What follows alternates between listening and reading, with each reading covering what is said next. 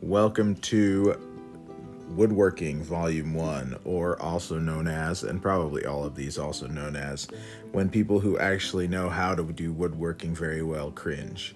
So I started out by taping off the brass furniture because there's about 1/8 of an inch or so on the back of the stock where the furniture is below the level of the wood, so I need to get that wood off. I used a wood rasp first and switched to some new files, which my dad generously bought for me when he came to visit.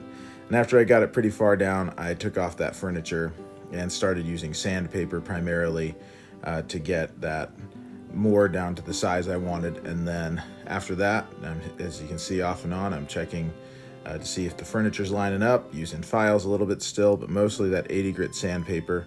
And then eventually I'm going to switch to the 150 grit after. So when I get up and leave, oh, here I'm also filing down where the back part of the stock meets up with the front part of the stock, and I want it to be as even as possible with the brass fitting that holds that together, the connection plate and pins. So now I've switched to the 150 grit sandpaper, and eventually I'll switch to the 220 grit sandpaper. I only recently learned that there is finer grit sandpaper than 220, but I do intend to use that on this rifle because I want it to be smooth and smoother. And so that's all I have for today. If you enjoy watching people sand, then hang around for the remainder of the video, which is, I think, almost over, and we'll see you all next time. This is Cliff out.